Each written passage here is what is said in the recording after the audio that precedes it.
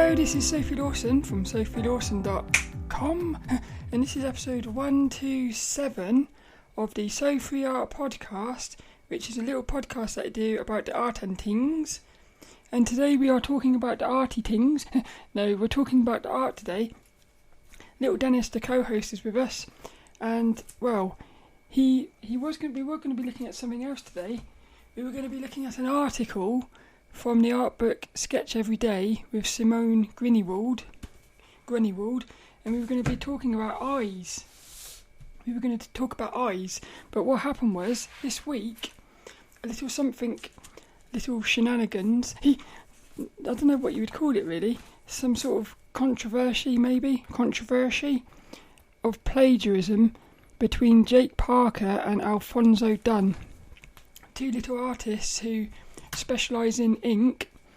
And so what I'm going to do, I've got loads of notes about this because I think there's loads of stuff to talk about here, and it's not just about art, it's about it gets into sort of what they called little minority groups and stuff like that. So I'm quite excited for this one. Little Dennis, he's going to start it for us. Straight into it. I like that. Straight into it, no messing about. Straight into it, look. He gets straight into it with Kitty as well. Little Kitty and Dennis in their little house listening to this one. You can find show notes and everything at sophielawson.com, and you can find it as a video on youtube.com/sophielawson. So what happened was, this week Jake Parker was going to release a book all about inking, and then another artist called Alphonso Dunn, who's already made an inking book, he looked at Jake Parker's book and he accused him of basically stealing his book, like plagiarising it. The thing was, he did it publicly on the internet. He posted a video on YouTube, and I'll put all the links in the description, in the show notes and stuff. But in the video, he basically came out and accused Jake Parker, which, well, we'll talk about it in a minute. It's a very complex thing, but I've put at the top here, don't get your knickers in a twist, because I think the main thing I would say is, I think Alphonso Dunn, he posted about the book too close to the situation. It's a bit like there's this thing where I think it's like a 24-hour rule or something. If somebody sends you a text message and it's got a bit of a nasty vibe to it, emotionally you want to react to it straight away. But if you do that, it's always going to make it worse. Yeah. So there's this rule. It's like the rule is you wait a bit, about 24 hours, and then see how you feel. Because what will happen is you'll feel differently because it's too close to it. So I do feel like maybe Alphonso Dunn, he posted too close to it. So, and I've put here, he shouldn't have got his knickers in a twist. I love that. I like that little phrase, knickers in a twist. Because, well, I'm going to talk about it in a minute, but I'm going to look at the book as well by Austin Kleon called Steal Like an Artist. Because it's basically, there's a quote in here right at the start, which I think sums it up beautifully. It says, it's right there in the Bible, he says he's quoting the Bible, and it says, there is nothing new under the sun, which I think is amazing. And it also goes into this week's inspirational quote. So what I'm thinking is, well, to me, you can't really steal anything. Yeah, because there's nothing new. So whatever you're doing, somebody could accuse you of doing something. I talk about it in here somewhere. What I'm going to do is I'm going to go right through my notes quickly and then get into it. So there's two bits in the video which I think are a little bit suspect. One of them is, there's a certain image with there's like a little block, a cube, surrounded by loads of light sources in like sort of a third dimension, a three-point perspective thingy. And then in Jake Parker's book, the image was kind of the same, and it is a very unique looking image. So I would maybe say that was the only bit that I thought, a little bit suspect, I suppose, and also the recommended tools. There was a bit where, like the tools were the same, but again, I feel like the tools are always going to be the same, really, because if you're doing inking, there's only a certain amount of tools you can use. So for me personally, well, I've put it here, you need all the facts before you publicly accuse someone. And the book hasn't even been released yet. It was only posted onto Jake's Instagram. He posted a little 30-second video, and about 5 little images of pages. So the thing is, Alphonso Dunn didn't even have the actual book to compare properly, because the thing is, you don't know, but maybe that page where those images are quite similar, there might be somewhere Jake Parker might have said, in Alphonso Dunn's book, he's produced this beautiful representation of these cubes. You can't do it better than that, so here's my interpretation of it. So he might have actually have referenced Alphonso Dunn in the book, but Alphonso Dunn he can't possibly see that because he hasn't got the book. So this is what I don't think you should be accusing somebody of something until you've actually got all the facts. Because, well, I'm going to talk about it in a minute, but there's like consequences now for Jake Parker based off of this in negative ways. So if this did go to court or something, and say Jake Parker won, well, how do you put a price on the damages of a reputation, and also things like Inktober, and also Jake was going to be at an expo, and he got dropped from it for the moment because it's a bit of a controversy. But how can you put a price on stuff like that? So yeah, it's a bit sort of need all the facts before you publicly accuse somebody. I said, Dunn didn't apply the 24-hour rule. He was too close and too emotional. And I've put it here, reality, what we believe, you will see what you believe. So you actually end up looking for what you want to find. So again, because if you watch that video, and again I'll put a link in the description, Alphonso Dunn starts looking at the two images that are similar, but they're only similar because they're covering basic topics, like how to draw lines and stuff. But what he starts doing is, because he believes Jake Parker's copied his book, he's actually looking for the things to prove that, but he's going to find it, because it's this thing I've talked about before. Reality is what you're making reality. And even though it sounds impossible, because you think, well, reality has to be separate, because we're inside of it, but the thing is, we are actually creating it with our thoughts. So if Alphonso Dunn had gone through Jake Parker's book and hadn't thought that he was plagiarising, he would have looked at those and he would have brushed them aside. But all these little things, he's putting them together. Yeah, so it's almost like he's got the belief. He's got the belief, and that belief is making him see things. And I've put here, I've had 2 of my drawings stolen before, but I liked it. I've had a little cat drawing stolen. Somebody copied it and pretended it was theirs. And also Miotta drawing. Was it Miotta? I think so. But I just thought, because the thing is, if somebody did steal that, and let's say they were pretending it was their own, the thing is, you're always going to be ahead of them, because you're the one creating the original art. So they could steal all they like, but they can only steal from you. They can't create something before you, because you're the one creating it. So in a weird way, I almost see it as like a positive thing. So, yeah, stuff like that. It goes into this book as well, Steal Like an Artist. But, so I've also put it here. Yeah, I like this bit, because I was thinking to myself, because there's been a lot of negativity thrown towards Jake Parker, because a lot of people have sort of, well, what it is Alphonso Dunn has got so many subscribers on YouTube, probably about 500,000 or something, I think it was. So they obviously like Alphonso Dunn, so they're going to support him, so they're going to be more biased towards his opinions. So it's almost like now what's happened is people are ganging up on and picking sides instead of just looking at it as two separate books which are teaching the same topic. So I almost feel like, well, why can't everyone just be happy that these two books exist instead of trying to fight about it? But then I realise that if you've created something, you've got to protect it.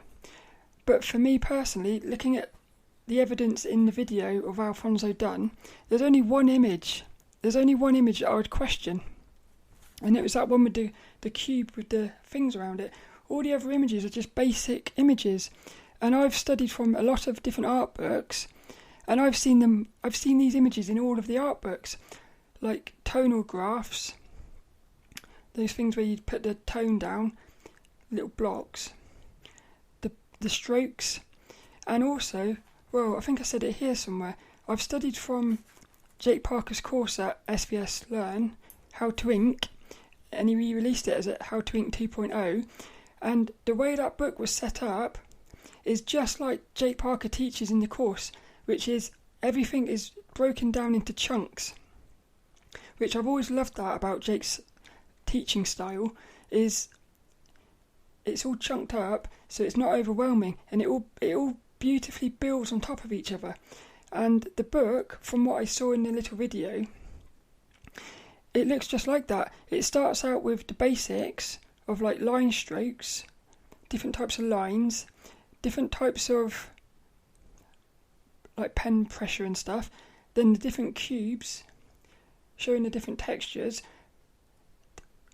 So the book did seem to flow just like the course. Because what I saw in the comments on that video of Alphonso Dunn was, a lot of people were saying it doesn't even look like Jake's style or something, but it actually does. It actually does, in my opinion, if you go into these courses. So what have I put here? I love this bit. Yeah, because I was thinking, like I said, Jake's reputation is getting a bit compromised, I suppose. And I feel like Jake could actually use this beautifully to his advantage. It sounds a bit stupid, maybe, to do what I'm about to say. If you think this through, it could be so funny. So, at the moment, everyone is saying Jake Parker's stealing, he's a thief and plagiarism and stuff. What Jake Parker should do is, when the dust has settled a bit, again, it's too close at the minute, but at some point in maybe a few weeks or a month or something, Jake should release a book or a video. He should release something which says how to plagiarize an art book. And I know that sounds bonkers, but in the video, if he could be making fun of the situation. So he could say like, how to plagiarize an art book. Yeah, and I said he should lean into it because it'd be fun, and it would also turn all of the haters into friends. Because how could anyone hate on somebody who's actually acknowledging the negative situation and making fun of it? I feel like that's a beautiful thing. So in the video, he could say stuff like, here's my top 5 tips on how to plagiarise an art book.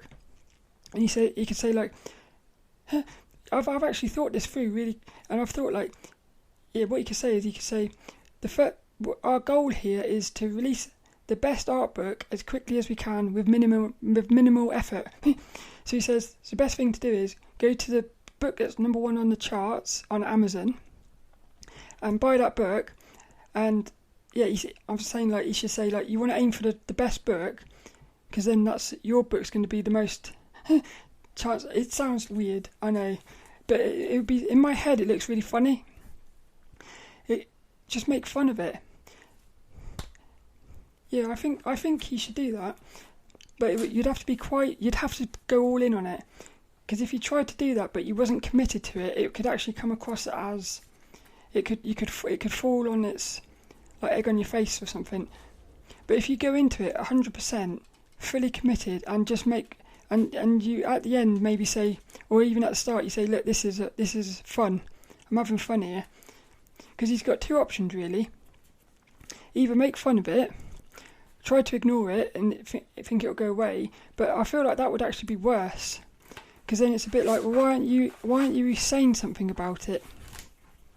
Yeah, and if you can make fun of when you can make fun of your own negative things and stuff, I think that's quite a nice thing.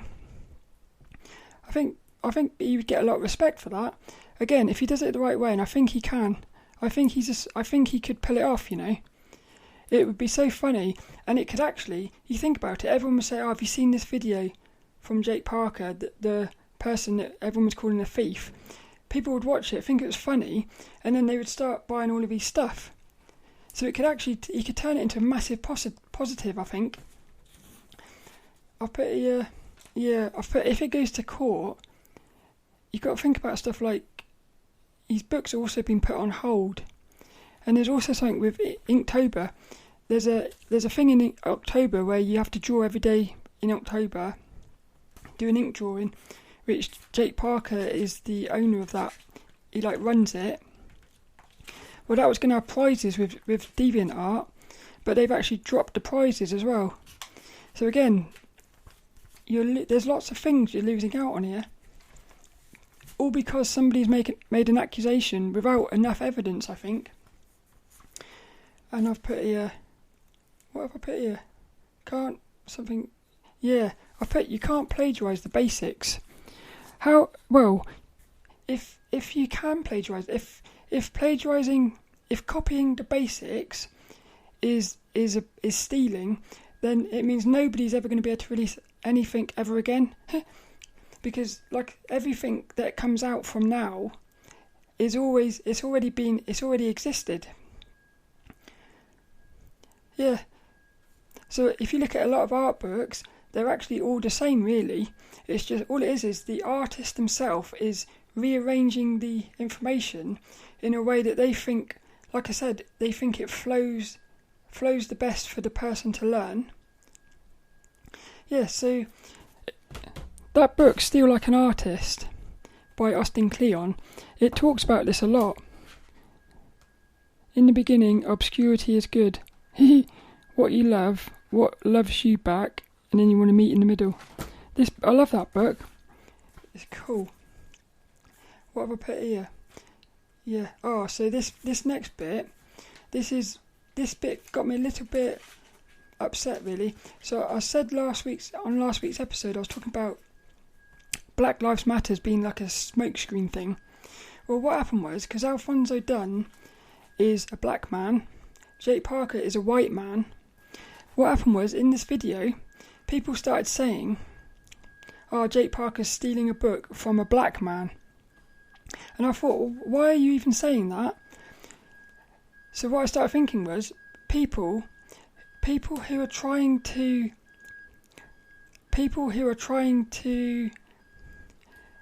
what's the word? Well, here's an example. Because I'm transgender, I'm also in a minority group, I suppose. So I was going to this transgender support group, I went to a few of them, and what I noticed was there was a lot of people there who were like these transgender activists trying to fight for transgender rights and stuff.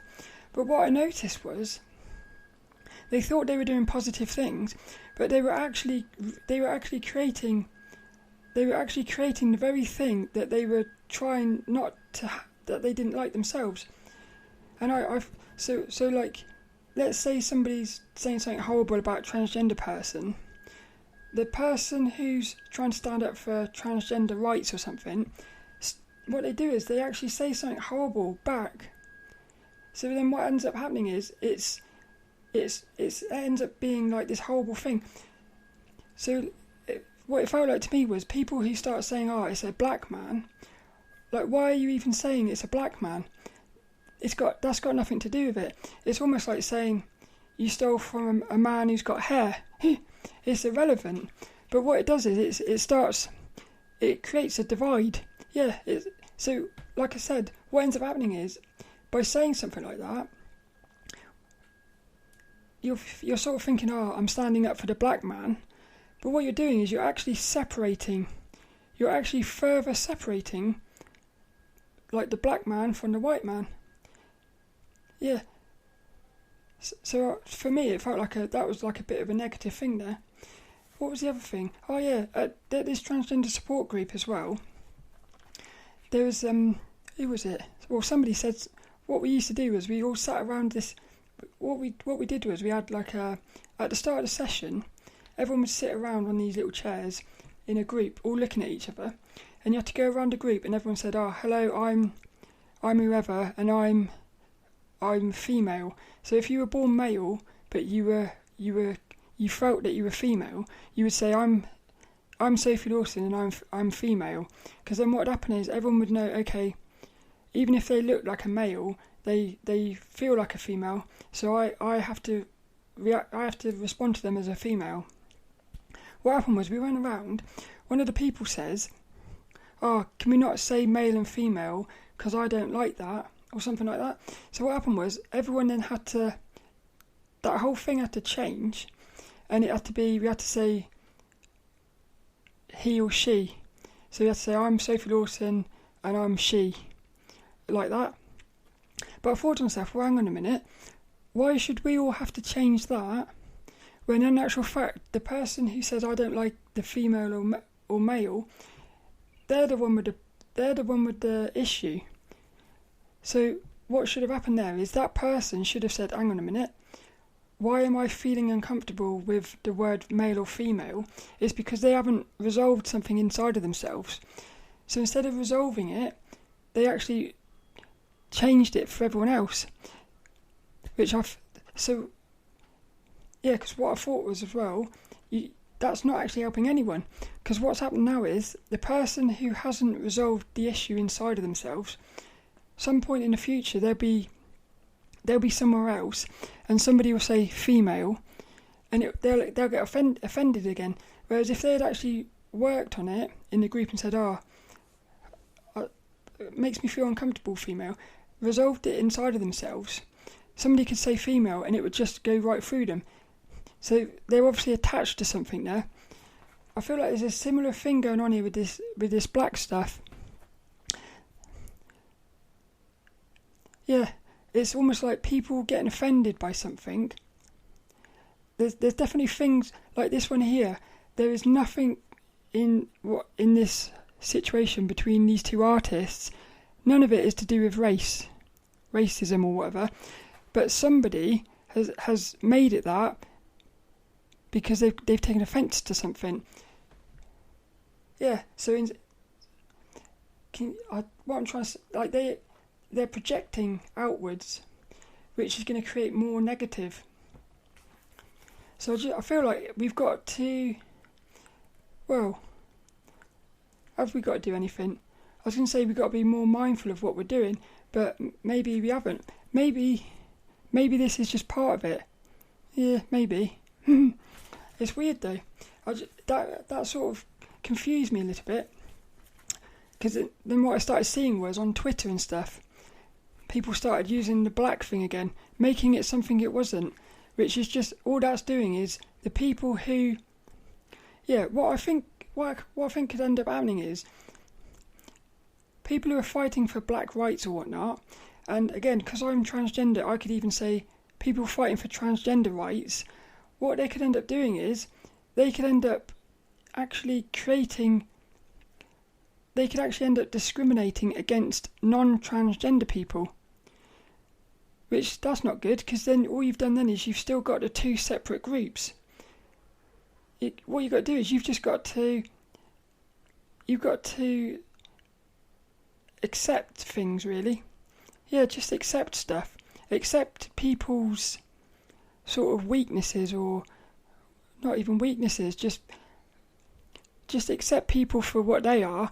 They will accept you for what you are. And then if you do that, because there's obviously some stuff that is nasty. Like my dad, he used to send me nasty text messages about, because I'm transgender.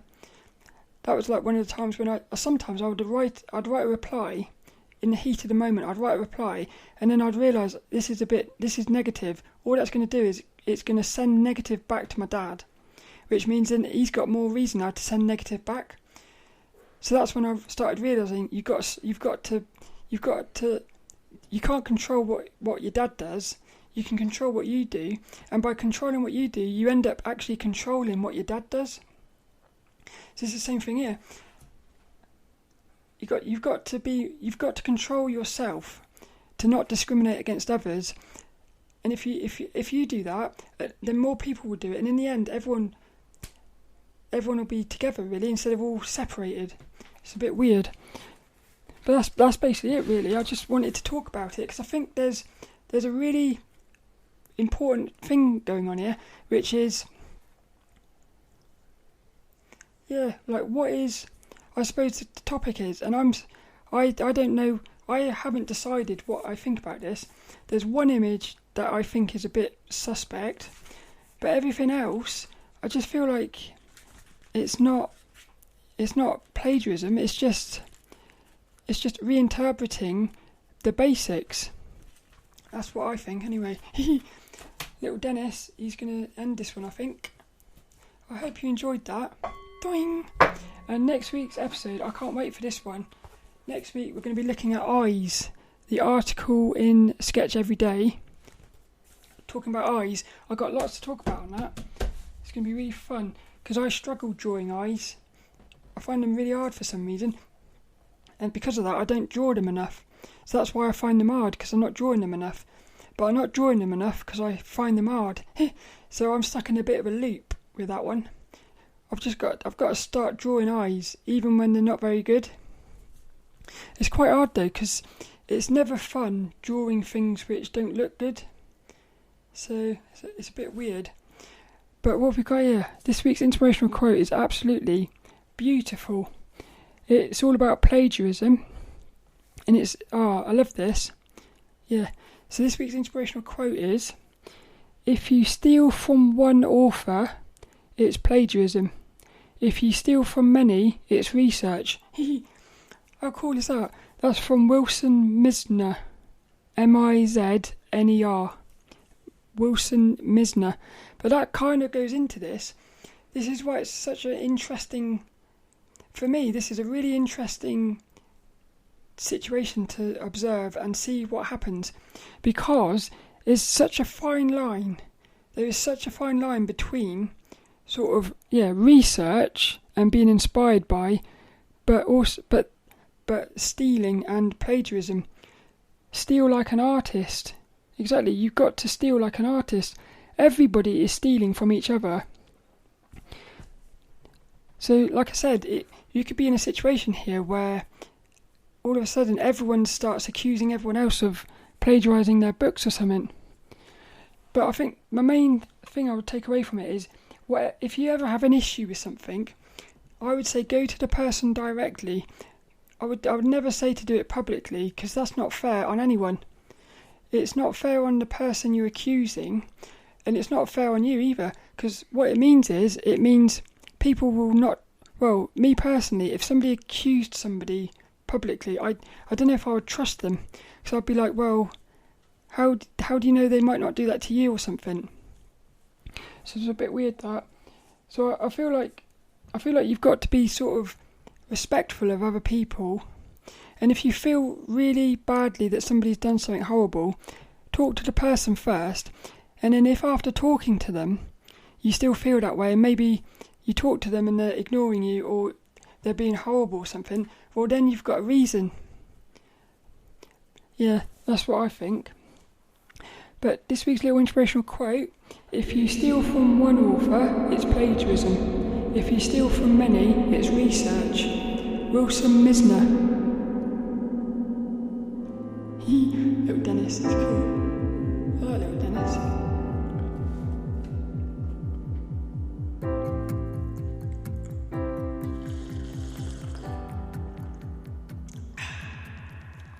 That's the end of that. Little Dennis, little Dennis, little Dennis, little